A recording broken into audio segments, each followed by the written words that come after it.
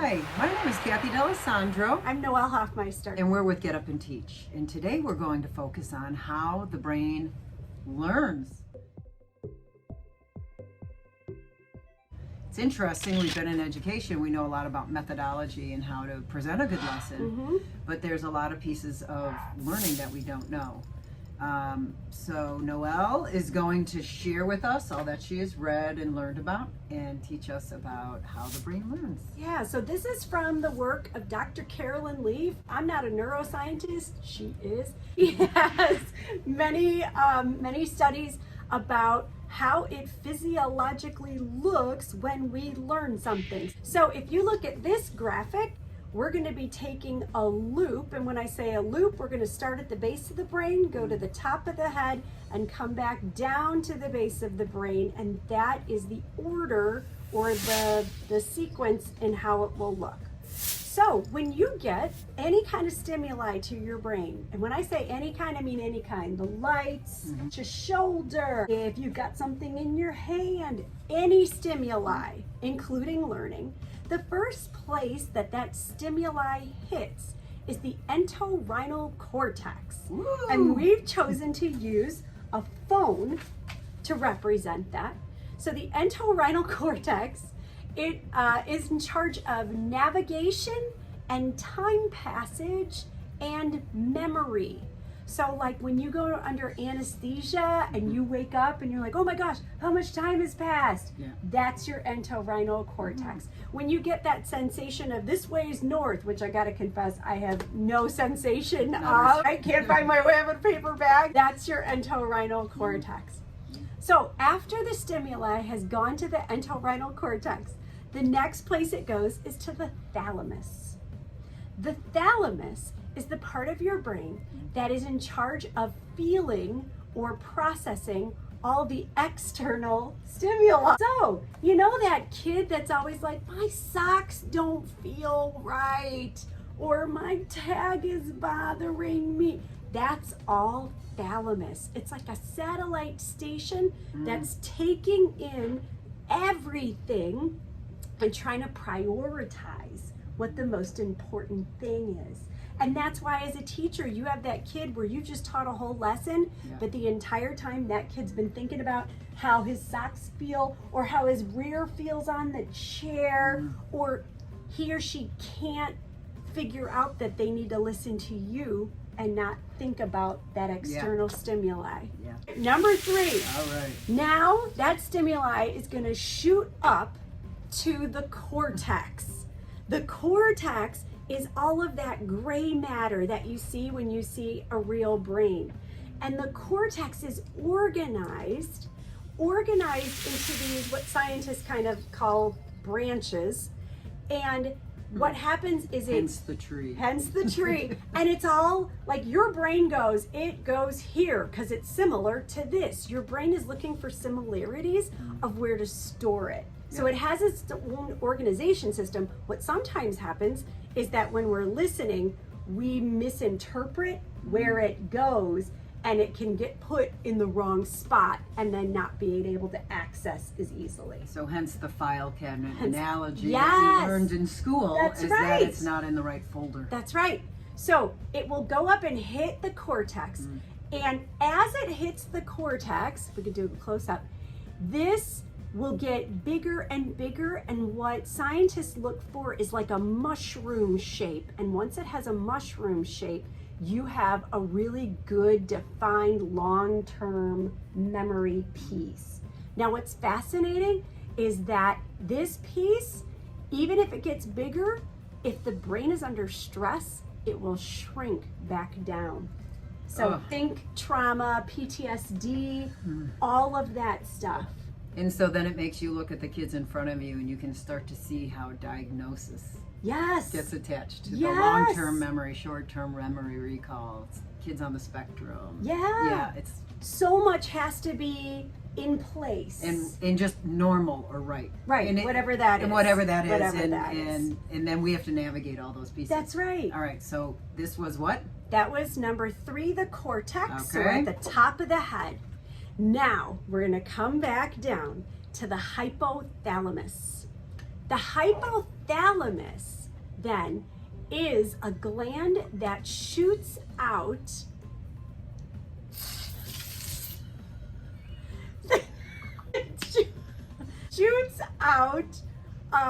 hormones. Thank you for that, Kathy. You're welcome. And it shoots them up and down your spine. So you know those sensations, if everyone's ever freaked you out and scared you and you go, oh, and you feel it all the way down. That's your hypothalamus. The fright or flight. Yep. So you've got all this sensation going on. That's where it comes from. Attached to learning. Attached to learning. Attached to all learning. That was fun. Can I do that again? I'm wrecking her wall. Silly string, not allowed in the house. Really good time nonetheless. Just need a disco ball now. Right. Next is the amygdala. I've also heard it pronounced amygdala. We're not neuroscientists. I just read. You just think, right? Yeah. Okay. And I can't barely speak. So the amygdala, this is fascinating. Every stimuli, remember, that comes through this cycle gets stopped at the amygdala. The amygdala is a warehouse of emotions. So good emotions and bad emotions and the whole continuum in between. And so everything that we experience gets like a stamp, like a label of an emotion, not just good and bad, but everything in between. So if the first experience we have with a subject, right, is good, then we're like, yay, it's time for math. But of course, if the experience that we have is bad, then we're like, oh, it's time for math. And so whatever we do, we need to make sure that the good comes first so that we can stretch that experience. Do you know what I'm saying? All right, after the amygdala comes the hippocampus. Now we scoured my house for this animal, but we could not find any. So here's an elephant. The hippocampus is in charge of converting short-term memory to long-term memory. Okay. But what's super interesting about it is that it favors certain things. So if you can imagine, do you ever watch the Hoarders show? Yeah. It's one of my favorites. I love watching the Hoarders show. And so they're like knee deep in gunk. And I kind of imagine like this is, I know, but it's fascinating. And people pull out stuff and they're like, should I keep this? Keep toss, keep toss. I think it's such a blast to watch. I know. So the Hoarders show, they've got people going through There's the a glimpse of her brain. It's a scary place. The Hoarders show, they're going through everything just like the hippocampus does. And the hippocampus is looking for two things. It's looking for heavy emotion and repetition. So it's like, forget it, forget it, forget it, toss, toss, toss, toss. Oh, look how heavy the emotion is. I want to keep this. Or toss, toss, toss, toss, toss, toss. Oh, I've seen this several times. I want to keep this. So as teachers, we have to know that the brain is looking for things it's seen a whole bunch of times or something it has an experience with that has a feeling attached to it. Good or bad? Good or bad. So we can't be, we keep saying this, we can't be presenters of information. We can't just show, here's the information. We have to create an experience with it. We have to create repetition. We have to work. In the experience, could it simply be a dialogue? It could simply be a dialogue. Yeah. It's the dialogue through it. So when they're attaching these two things to it.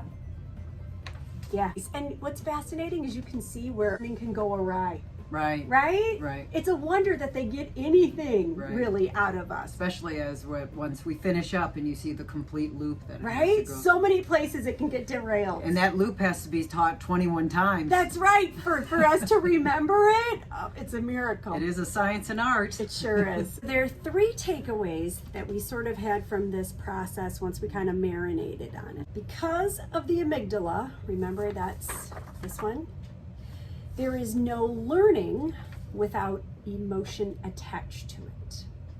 That's big. Isn't that? That's big as an educator. As an educator. Like for the longest time, didn't you, maybe it was just me, didn't you separate feeling from learning, like academics and emotions were separate. Yeah. And they're super intertwined. Tell us about number 2. Because of the hypothalamus, there is no learning without physical response. So remember our good friend, the hypothalamus? The hypothalamus sends a physical response all the time. That's part of its job. Sometimes it's more intense, but we're always getting a physical response. And so when your kids are squirming, that's the physical response. That's okay. Process. what Trying you're to taking. process it, right? All right, number 3. Focus requires emotion. So think of the things that you focus on. It's because you have feelings and emotion. You love your garden.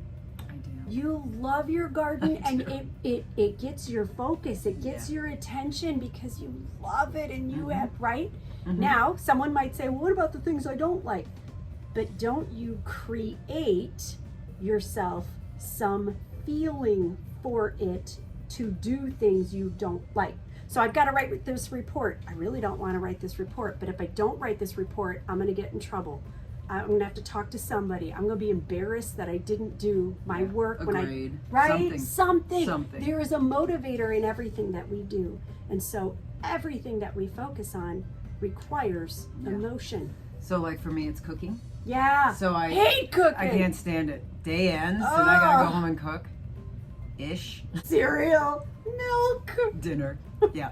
So I just look at what Right. makes or motivates me to do it anyway. But you have a family, right? And you're a mom, and you take care of those children, and like those things, Yeah. Motivate. right? And so when we're teaching kids, we have to consider what is the motivation, because grades don't work for every kid, right? Nor does a sticker. Nor does a sticker. And it's our job to kind of root around in that kid and figure out what's going to motivate that kid. Well, no, that was quite interesting. Isn't it? We'll post up the picture one more time so you can see the loop. Yeah. And for more information and you want to learn more, it's not an easy read. Well, actually, this one's pretty easy. Is it? Yeah. Because some of them I've read Yeah. into that you're like, oh, This is a pretty easy read, and it's a Okay. good one. there you go. All right. Thanks so much for joining us today. We thought about the brain and how it works when we learn. Hey, we would love to know what was new to you in this video today. If you could comment below, that would be great. We'd love to hear Amazing. from you. Take care. We'll see you next time. Bye.